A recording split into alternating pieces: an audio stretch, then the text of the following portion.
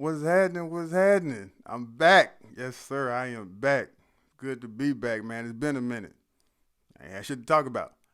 Got us something to talk about today, though, man. Yes, sir, we are talking about the NFL draft, one of my favorite times of the year.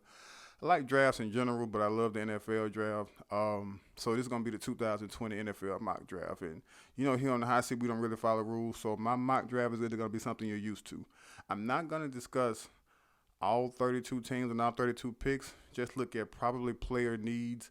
If for certain teams, we're going to talk about which team should move up, which team should move down, and also what system fits certain players. So, without any further ado, man, y'all know how we do this. If you're looking at this face and listening to this voice, you are officially tuned in to the best kept secret in sports talk. I'm your friendly neighborhood smoke, and you are officially back on the hot seat. Ding ding, class in session. Before we go any further, man, listen. Y'all see the quarantine beard, I'm staying inside. Go continue to ask that y'all stay inside too, man. Please, everybody out there, stay safe. To everybody out there who's getting up every day, putting your health on the line, you get a salute from your boy, man. Tip my hat to you, man. But please, everybody, stay safe. So I gotta get this shit cut off my goddamn face. My face feel like Velcro. My my face look like what Anthony Hamilton was aspiring to look like when he was telling Charlene to bring her ass back home. So somebody gotta do something about this shit. And the quicker we can get outside, the longer we stay inside, guys. So let's stay safe. Let's stay home. So got that out the way. So first pick, Cincinnati Bengals. It's consensus. Everybody know where they're going. They're going with Joe Burrow. I can be a lot like other analysts, not calling myself an analyst specifically, but I can be like a lot of analysts and nitpick. I'm not going to nitpick Joe Burrow, though. Although I do think he has some things that translate to the NFL game well, he got some things he can clean up. Um, be clear. If Tua Tagovailoa was 100% healthy and he didn't have all of these health concerns, that's where I'm going if I'm the Bengals. And there ain't no goddamn question about it. And I don't. I'd have told him the moment the season ended, the moment we secured the number one pick, Tua, you the guy. But I understand the health concerns, right? And it's not like Joe Burrow is a shabby ass quarterback of some sort, right? Had one of the most historical seasons statistically in college football history. Thing that bothers me about Joe Burrow the most is what we saw his first season at LSU and not his last. I think there's something to be said about the progression he made, but more so, why did he make that progression? I think the positive about that is he was able to show he could read defenses pre and post snap. He was able to go through different progressions and make the proper reads. You didn't really see that his first year there, but to me the bigger question was why is such a large gap in production? Why such a large gap in productivity? How did he change overnight? Was it really Joe Brady? Is he really a quarterback of the system? Some folk argue that all quarterbacks are products of the system. I disagree with that ideology, but I'm not saying it's wrong. But yeah, I can't waste too much time talking about that. Joe Burrow is the pick number one, Cincinnati Bengals. Number two, the Redskins have discussed moving down from what I've read. I'm not opposed to that because they got a lot of holes. Um, I think Ron Rivera is the right guy for the job. I like him as a head coach, but they have a lot of holes to fill. So moving down with having such a coveted pick as a second overall pick in the NFL draft, I get it. Chase Young just too goddamn good, guys. And listen, if you've listened to me before, and if you haven't, welcome to things you're going to hear me say over and over again. I believe in building the draft. I believe in building the team inside out. That doesn't mean you always go for the trenches. I'm just saying when you have, and I don't want to really want to call him a generational talent because that shit gets thrown around a lot. But if you were just grading and rating prospects, I heard some people give Myles Garrett of the Cleveland Browns the perfect rating as a defensive end as a college prospect. I don't see any difference between not difference, but just as it relates to talent, what they were able to produce on the field, and upside. I don't see any different with Chase Young. And I'm also about making sure my investment grows. So you've seen the Washington Redskins invest a lot on their front defensive line. I got no problem with that. You got De'Aaron Payne, you got Ryan Kerrigan. I'm probably forgetting somebody. Blame my head, not my heart. Jonathan Allen from Alabama. They've invested a lot. Why not continue to make one of your strengths even stronger? I understand wanting to move down. Listen, man, I can't fathom passing up. If Chase Young is there, I can't fathom passing him up, and I won't. So if I'm the GM of the Redskins, if I'm Ron Rivera, if I'm Dan Snyder, we all need to be in agreement on this. Chase Young is our guy. That defensive line is going to be hell to deal with in the coming years in NFC East. You are not going to want to deal with an offensive line that good, that talented, and that young. Third overall pick, Detroit Lions. If I'm Detroit, first of all, if I'm Detroit, I'm firing Matt Patricia. That's another subject, another day, whatever. But his ass need to go. It should have never been hired to begin with. Second thing I'm doing is I'm moving backwards. I don't know what the hell the Lions are trying to do as a franchise. Because I've said before, with me, you either rebuilding or you're contending. There's no in between. You're either on the road to rebuilding or you're on the road to contending. Which one is it? I think they're in the state of, there's a lot of gray area with that team. They don't really know. You know, like you've heard conversations about them wanting to move on from Matthew Stafford. You've seen them trade away Darius Slay. What do? That's another team with a lot of holes to fill. So if I'm the Detroit Lions, I'm trading back. I'll tell you why, and I'll tell you who I'm targeting later. Fourth overall pick, Giants. Another thing you hear me say a lot is protect your investment. Whether it was foolish or not, they went out and got Daniel Jones last year, quarterback out of Duke with the 6th overall pick. Whether it made sense or not, that's your guy. You committed to him. Now it's time to invest in him. Now it's time to protect your investment. I'm trading down. And let me be clear about this. There are 3 guys in this draft who I think are head and shoulders above everybody else. Chase Young, Jerry Jeudy, and Isaiah Simmons. I would argue that Isaiah Simmons is probably the best prospect in this draft. It's hurting me. As a GM, it's hurting me to trade back and pass on Isaiah Simmons. But I have to.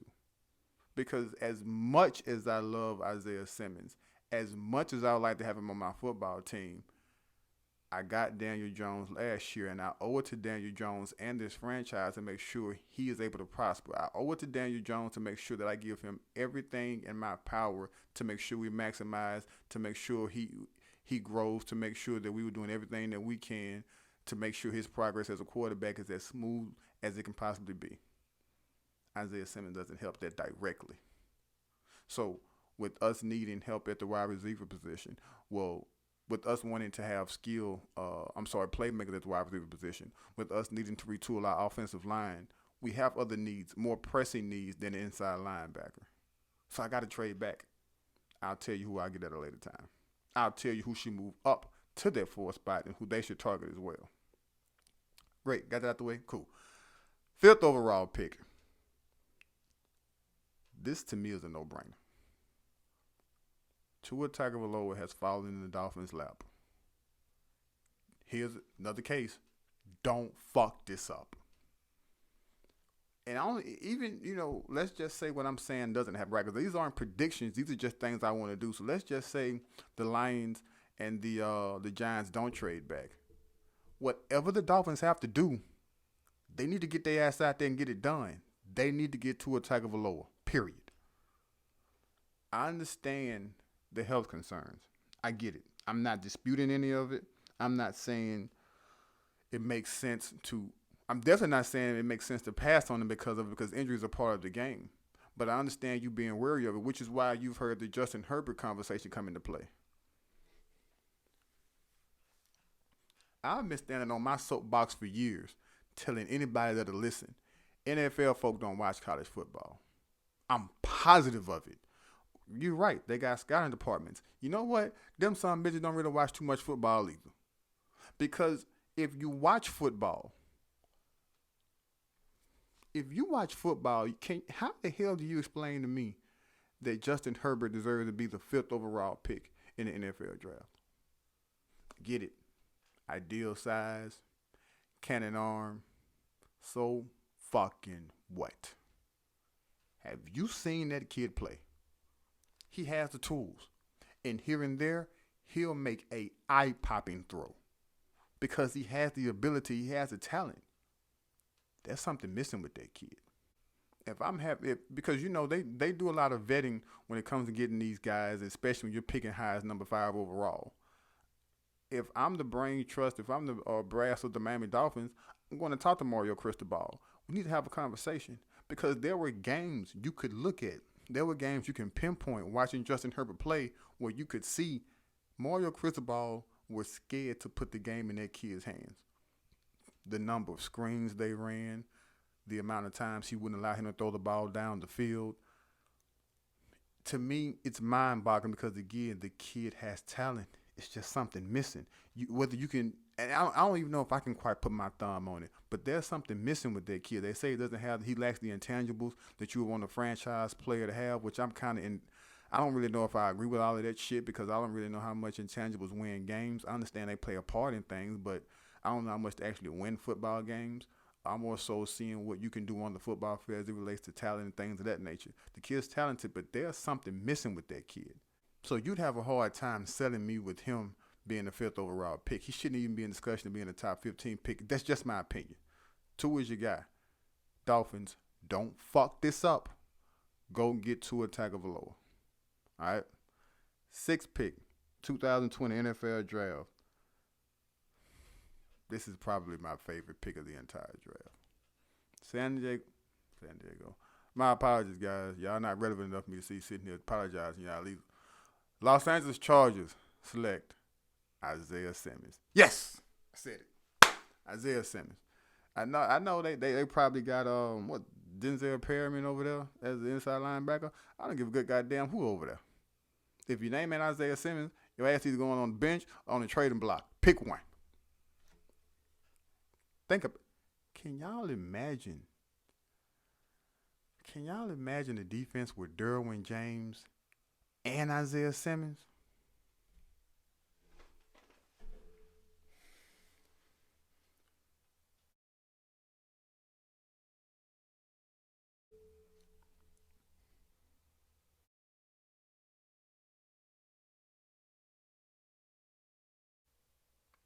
Damn.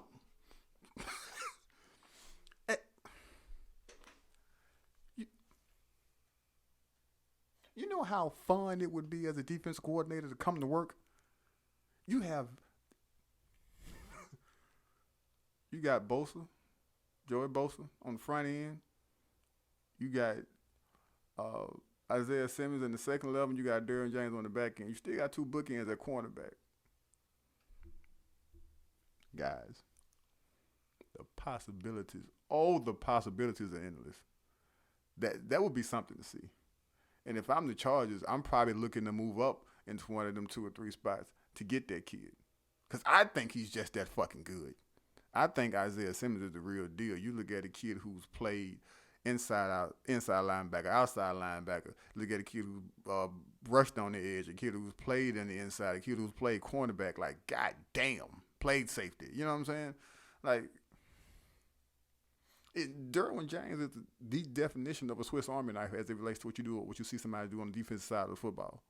You pair him up with Isaiah Simmons? Woo!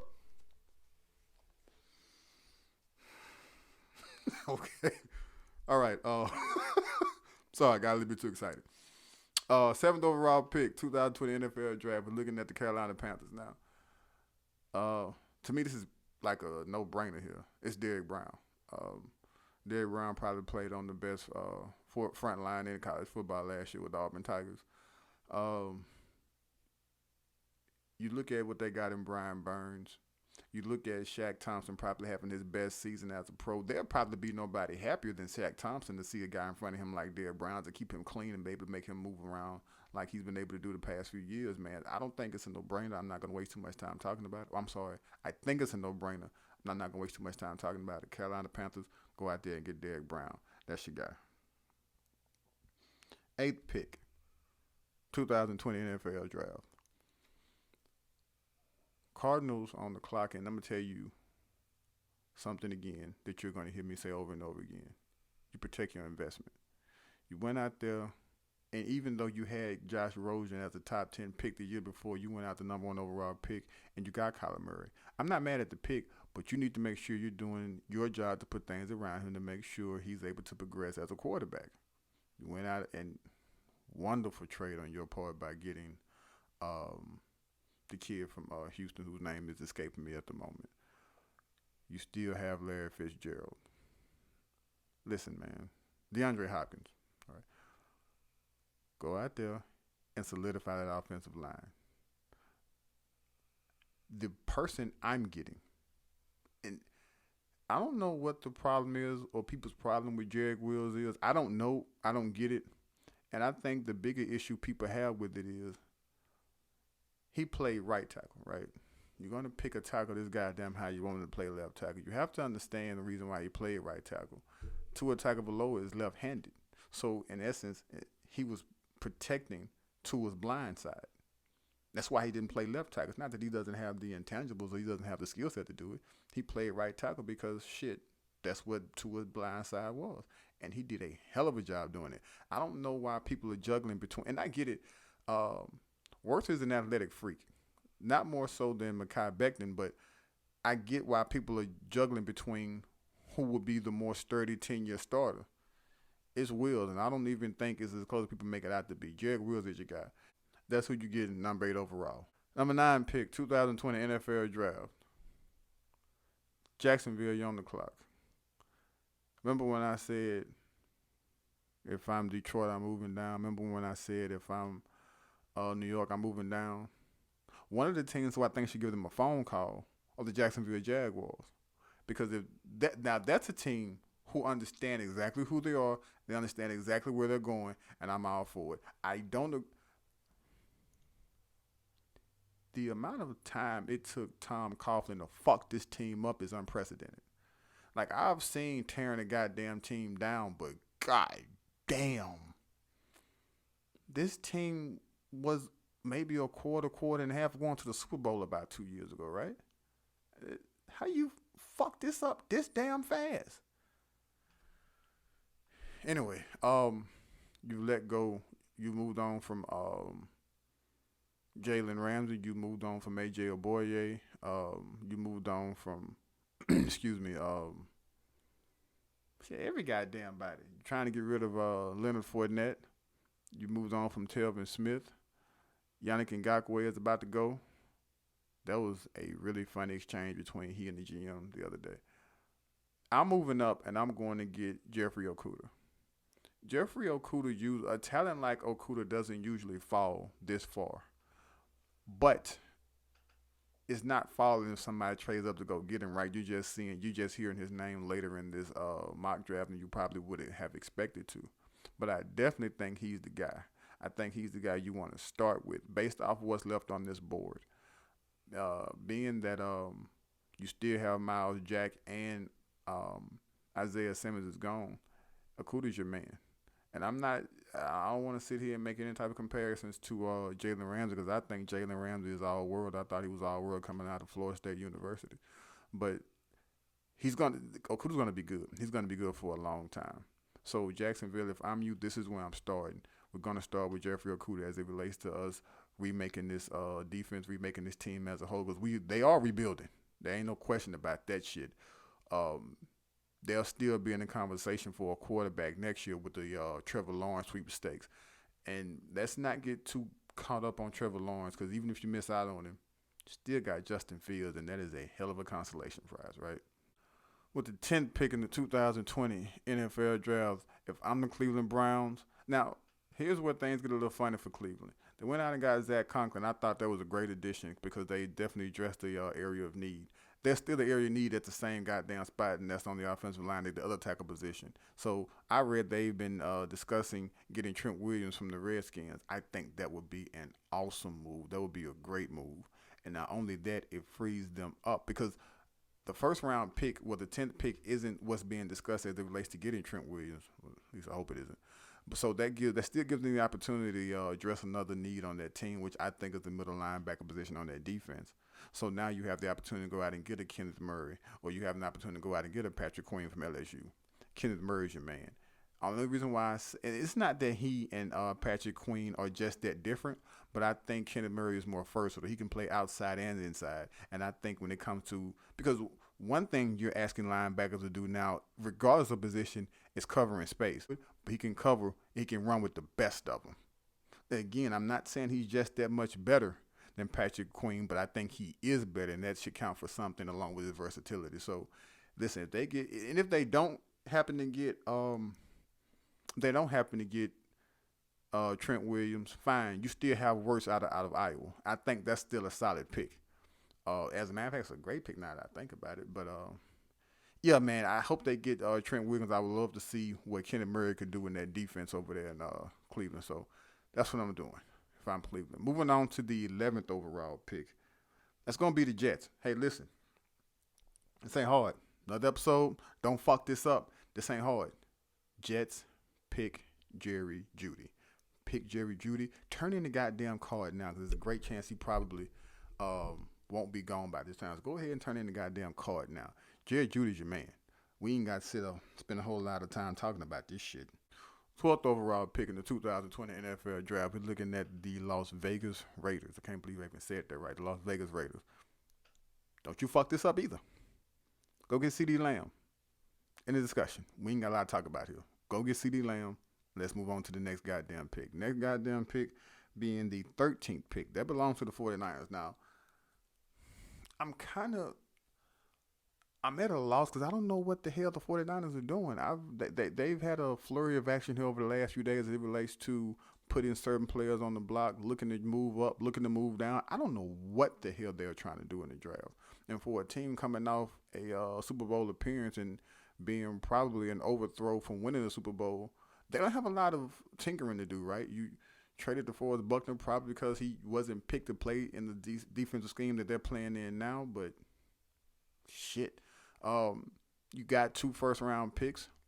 You're in a great position. I think, looking at their cap situation, they're probably trying to alleviate some pressure from the cap, maybe want to go younger. I don't know. I'm guessing here. But you're putting Marquise Goodwin on the block. You've already lost Emmanuel Sanders. Yep, Henry Ruggs, your guy. If anybody's fleet of foot, if anybody who's going to replace one of them motherfuckers, it is definitely Henry Ruggs III. That guy can fly. I don't give a good goddamn on what turf, AstroTurf, inside, outside, whatever. He's fast. That's the guy you want to go get. I think he, especially how they like to, what they want to do in the screen game. You see them with the end arounds. He beat Jimmy Garoppolo's best friend, and we've already seen what Deebo Samuels can do. I think Henry Ruggs III wouldn't be the quintessential complimentary piece to a Deebo Samuels, but damn sure ain't a bad one.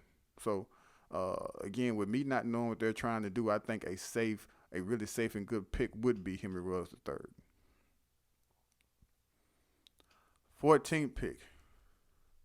2020 NFL Draft. The Tampa Bay Buccaneers are sitting pretty as a son of a bitch. You either just got Bruce Arians Coach of the Year or you got his ass fired with getting Gronk today. I think that was a hell of a move. I was telling my partners today, I think this just proves how much Gronk was tired of Bill Belichick shit. I think that was a shrewd move. I think it was a great move. You already got O.J. Howard. Right now, you can tell the Tampa Bay Buccaneers are all in. Kind of makes me wonder why the hell they didn't do this shit for Jameis. Neither here nor there. Here's my problem. I think they should go offensive line. I think they should go tackle. But if you're really going all in, why aren't you calling the Redskins about getting Trent Williams? I think that just makes too much goddamn sense. Only because when you are prepping for a Super Bowl, if you have a Super Bowl caliber team, if you are trying to contend for a Super Bowl, I don't know how much rookies can help you at such important positions as an offensive tackle.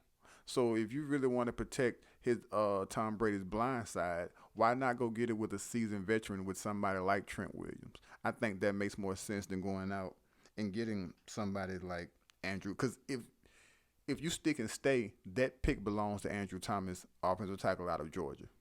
because the two best guys are already off the boards. Maybe even Mekhi Becton at that point. But I say go get Trent Williams. I don't even think it's that difficult. You still have a little draft capital left. Why not go ahead and make that move? The 15th pick in the 2020 NFL Draft. If I'm the Denver Broncos, I'm taking Justin Jefferson. You've committed to Andrew Luck, and I have no problem with you doing that, right? I was okay with them getting him in the second round. You still got Mr. Lindsay in the backfield. You've added the kid from the Chargers, Melvin Gordon. You look at what you were able to do on the outside last year. Cortland Sutton's going to be fine. He needs a complimentary piece. I think Justin Jefferson is that piece. And quiet as it's kept, and I don't know how, he hasn't been talked about because he's been overshadowed by the three other receivers who have already been taken early in this round. But he is as versatile, as sure-handed, and as precise a route runner as you can find. He's just overshadowed by guys who, I don't want to say are better, but they were put in the spotlight to be better. Justin Jefferson is one of the most talented wide receivers in this draft, bar none. Probably second when you just look at everything he can do. Second to Jerry Jeudy, of course, but I got no problem them taking him 15. I think that's a great pick. They may even probably want to try to move up to get somebody like a Henry Ruggs. But if you stay at 15 and you get somebody like Justin Jefferson, that's still a hell of a goddamn pick. So Denver Broncos, don't you fuck this up either. Stick and stay at 15 if you can't get who you want and get you a guy like Justin Jefferson out of LSU. The 16th overall pick in the 2020 NFL Draft, the Atlanta Falcons. Listen, I wasn't a big Trufant fan, so I definitely didn't agree with all the money they gave him. Desmond Trufant has since moved on to, I think, the Lions. C.J. Henderson is your guy, and he's a guy by a country mile. Now, don't get me wrong. Recently, when you look at cornerbacks coming out of Florida, I haven't been big fans of, and I kind of knew they were going to bust. When you look at Vernon Hargreaves, knew he was going to be a bust. When you look at Quentin Wilson, I read today that the Colts are trying to move on from Quentin Wilson. I knew he was overrated. This C.J. Henderson kid, he the real deal. People act like the gap between he and Jeffrey Okudah is this wide. No, sir, it is not.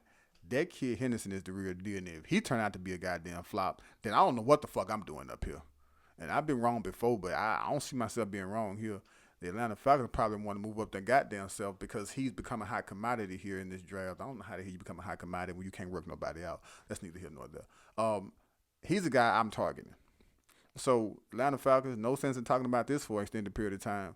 Go up and get you C.J. Henderson, man, because with Trufant moving on, and I love Isaiah Oliver on the other side. I said Isaiah Oliver should have got drafted in the first round last year out of Colorado. He shored up that other starting corner position. Go get C.J. Henderson, man, out of Florida. 17th pick, 2020 NFL Draft. My goddamn Dallas Cowboys.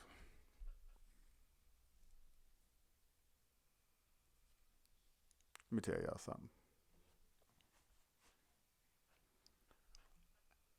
Since the end of the season, the Cowboys have done nothing right.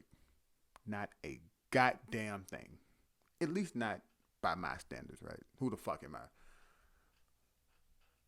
Well, they did one thing right. They fired Jason Garrett. We even had a party when they fired his motherfucking ass. Now that we got that out the way.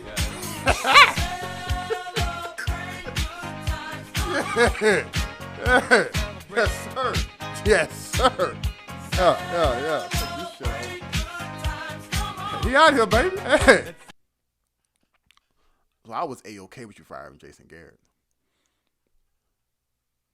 Mike McCarthy.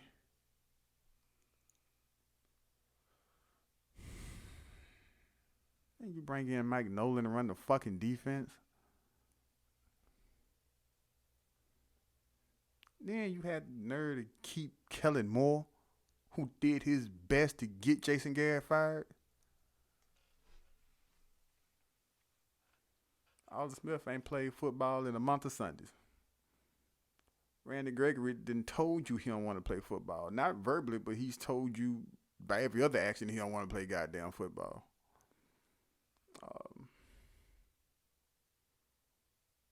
went out and signed Gerald McCoy. That would have been great 5, 6 years ago. Whoop de doo.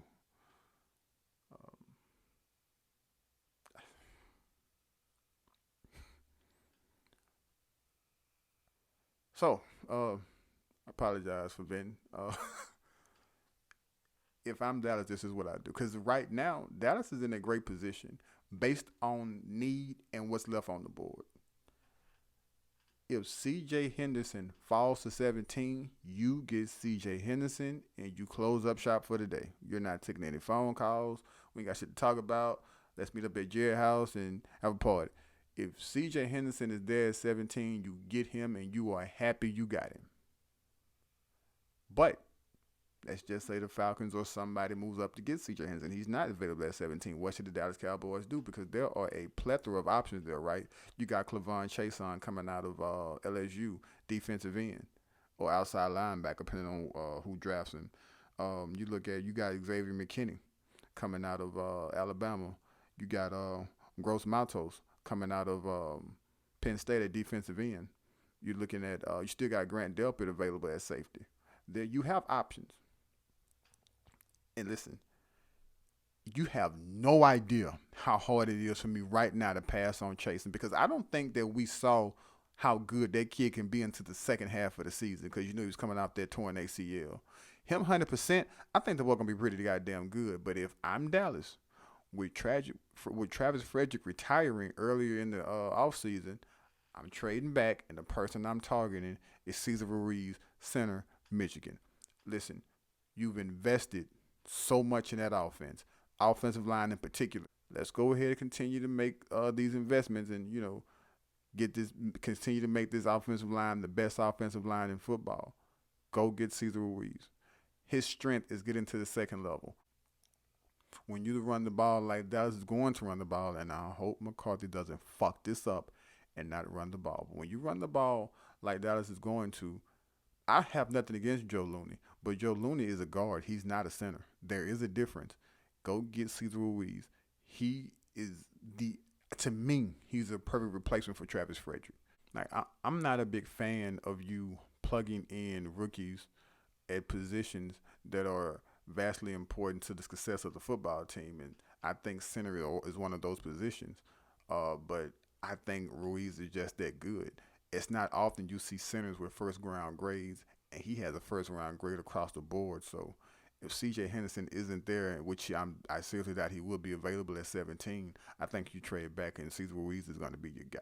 I'm going to probably breeze through the rest of this draft just so I can give my thoughts about the first round as a whole.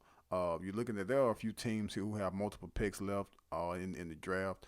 Excuse me, you're looking at Dolphins, who I think they got like 3 first-round picks. I think the Raiders have another pick. If I'm the Dolphins, I'm getting Chasen. If Chasen just happens to fall to 18, consider that a blessing. Go get the goddamn kid. You're looking at the Las Vegas Raiders.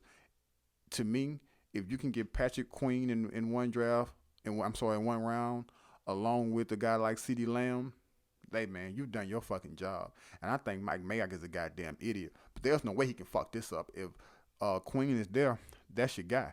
I think after the Dallas pick at 17, things don't get interesting to me again unless there's some type of movement. But things really don't get interesting to me again until you look at the 23rd and 24th pick. 23rd pick belongs to the New England Patriots. So here's what I've been thinking. Everybody thinks that at some point during this draft they're going to address the quarterback issue, right? I don't think they're very confident in what they see right now at quarterback on their roster. And you may want to add, because you look at the fact that Jameis Winston's still out there. You look at the fact that Cam Newton is still out there. They haven't had any discussion with either one of those cats. So it leads me to believe that you're either going to find a quarterback in this draft or the next draft. You're probably going to tank for the Trevor Lawrence sweepstakes, which I got no problem with. But what I am thinking that they're setting up is Josh Daniels has – is it McDaniels? Josh, whatever his name is. Let's going to call him Josh. How about that? Cool.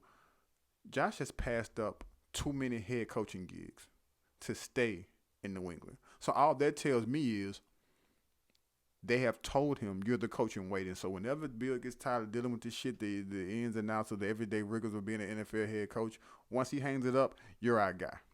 I'm fine with them telling him that. So at some point, Josh is going to go get his guy.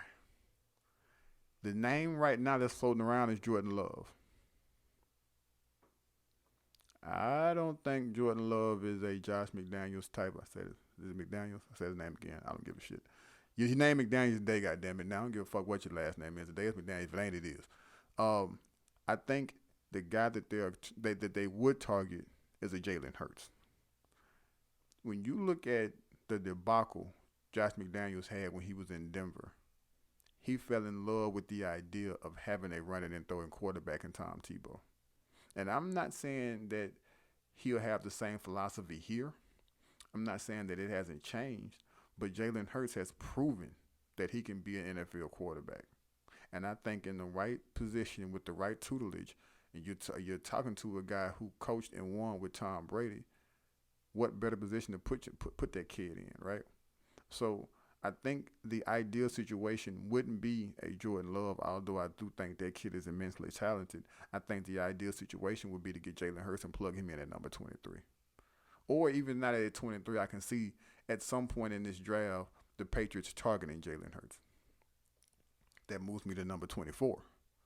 Number 24 belongs to the New Orleans Saints. Listen, Drew Brees not going to be there forever. So it's time to have a discussion about what you want to do. And here you are with the conundrum of, do we go get somebody to help Michael Thomas because he desperately needs it? Or do we go ahead and address the future of our program, our future of our football team? I'm going to take the latter. I'm going to go get Jordan Love. Jordan Love is a bit erratic. And while I'm on the topic of this, the pro comparison is Patrick Mahomes. People, let's chill with this shit. We are going too goddamn far with these comparisons because you look at the Tagovailoa comparison as a left hand Drew Brees. There's no such fucking thing. We are too spoiled as fans. I'm not an analyst. I'm not an expert in none of the other shit, but I do apply context and common sense to shit. It's disrespectful to say anybody is a left-handed anything as it relates to Drew Brees. We have had the luxury of seeing at the same time Drew Brees, Peyton Manning, and Tom Brady. Let's let those guys be those guys. We're probably not going to see that trinity or trio of quarterbacks again at the same time. Before it's all said and done, Patrick Mahomes may be the most talented quarterback we've ever laid eyes on. It's not fair to those kids to set them up like that. Now, I get the trajectory, I get the similarities, but don't do that. Don't do that. And I am a Jordan Love fan. I like him. I was the same person who was saying that somebody need to go ahead and go out there and get Patrick Mahomes in the first round a few years ago because I had never seen what he was doing with the football. I had never fucking seen it before. Jordan Love make plays that are eye-popping.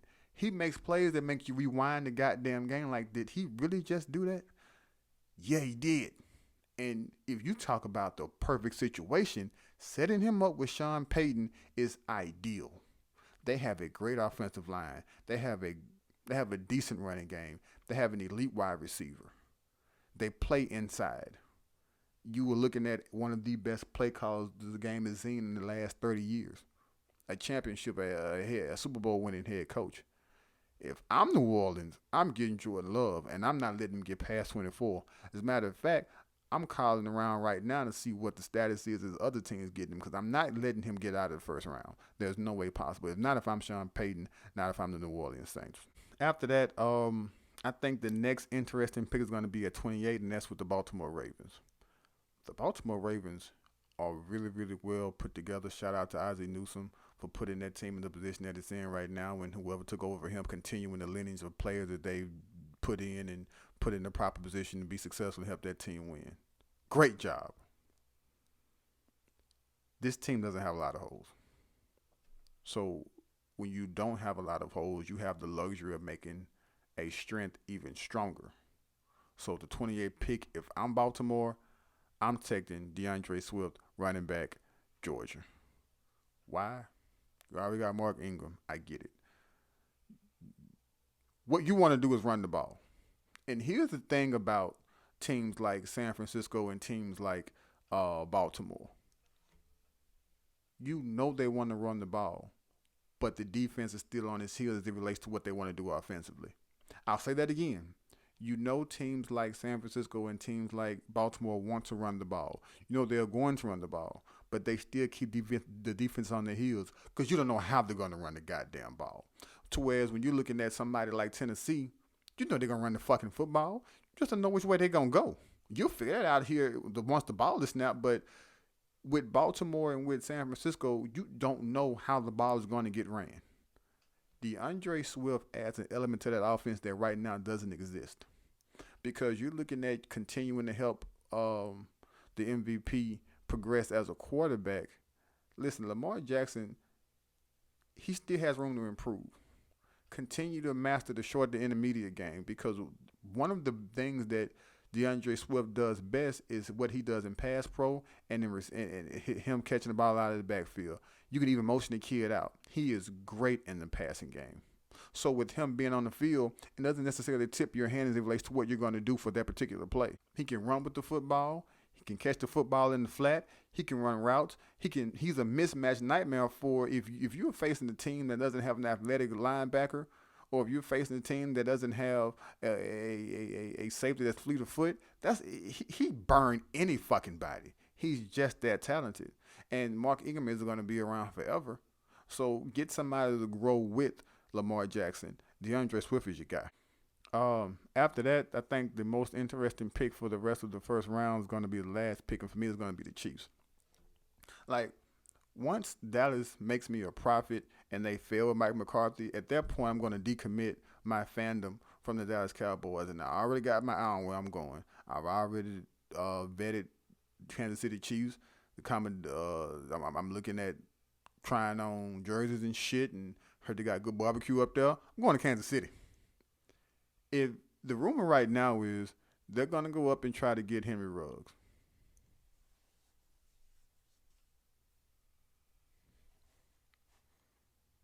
Roger Goodell should veto that shit like right now. That's just not fucking fair, man. Like, god damn, that's fucking cheating. That's not fucking fair. It's not. If they are able to go up and get Henry Ruggs, Sammy Watkins still there, right? Sammy's still there.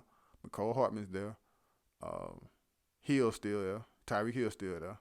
And you add Henry Ruggs?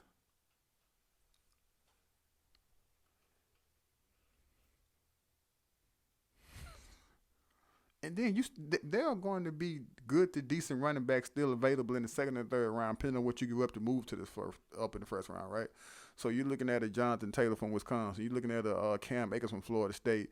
You're looking at a Clyde Edwards-Helaire from LSU. There's still going to be really good running backs available at your disposal. And so you can address the running back issue later. You can go. You think what they did last year was impressive. You think what LSU did this past season was impressive with all them goddamn receivers and doesn't nobody know who to cover because everybody's running every goddamn all over the goddamn field. That's going to be something to see. That.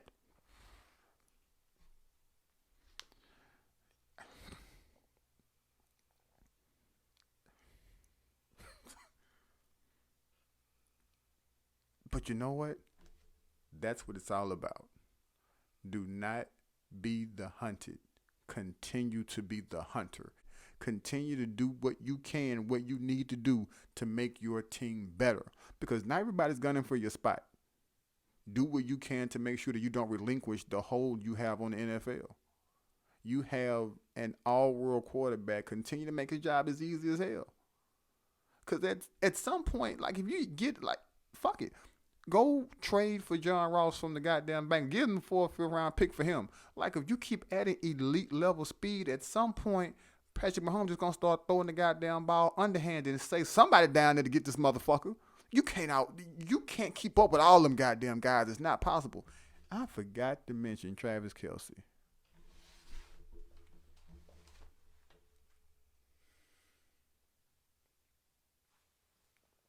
Let's go ahead and get a GoFundMe started so we can make sure that they go get Henry Ruggs. Like, let's do our part to make. Who don't want to see that shit?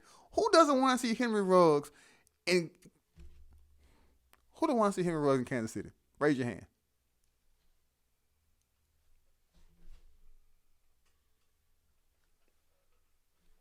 Thought so. Let's go get Henry Ruggs, guys. Yeah, I'm with this. Yeah. That's gonna be it, man. I'm gonna wrap it up with that.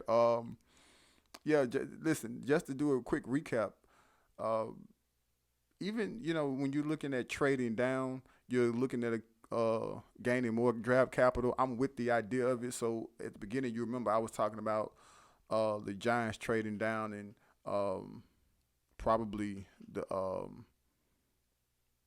Lions as well. Listen, man, have a clear cut idea of what the direction of your football team is going. Have an understanding of what you were trying to do. Because walking into the NFL draft is the wrong goddamn place to be figuring out what you're trying to do. So if you are a team like the Chargers, what is going to be your identity? Because you don't have a quarterback. Tyrod Taylor is not the motherfucking answer. You can easily go out and get a Jameis Winston. You can easily go out and get a Cam Newton. Or you could just take Tyrod and get into the Trevor Lawrence sweepstakes, right? You can keep Tyrod and do that because you're losing double-digit game with Tyrod Taylor as your goddamn quarterback. But you looking at having a defense that would be feared by everybody not named Kansas City when you have Joey Bosa, Isaiah Simmons, and Derwin James on your on one fucking defense. Like, think about that. And I hadn't even talked about the cornerbacks and Melvin Ingram and all the other pieces they have, right? Find an identity and make that identity strong as you possibly can.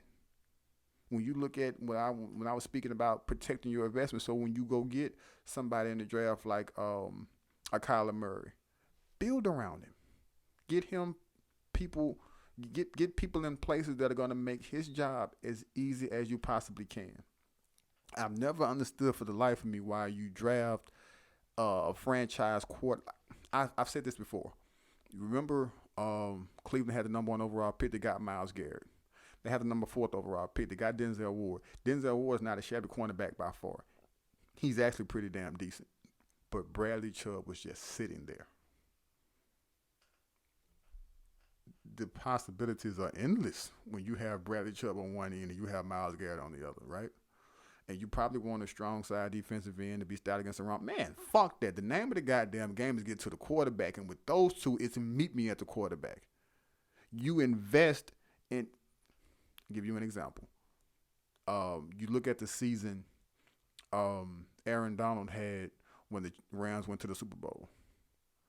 You look at the season just past, there were times in which we saw him get triple teamed because Ndamukong Suh wasn't there. There was another space-eating defensive tackle you had to worry about outside of Ndamukong Suh. Outside of Aaron Donald, because Suh left, right? His production declined. He's still an all-world defensive tackle, right? His production declined, and therefore the defense suffered from it. Make sure you get players to complement other players. It's not just getting good players, it's make sure that you don't have one-trick ponies who all do the same thing. Complementary players help build the foundation of football teams. So if you're going to go into this draft, at the very least, you're doing yourself a serious disservice by not having some type of identity on your goddamn football team. Know who you are.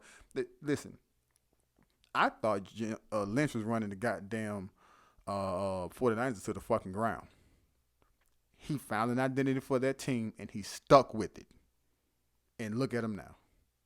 At least he had a plan. It's worked. But if you have a plan, we'll talk about everything else later. Do what you can to facilitate to the needs of making that goddamn plan prosper. Stop going out here and just start picking goddamn players. Like the mock drafts have the Giants taking Isaiah Simmons forward. It's never a bad idea to take Isaiah Simmons, but how the fuck does that help Daniel Jones? You know what? Getting off topic, I'm rambling.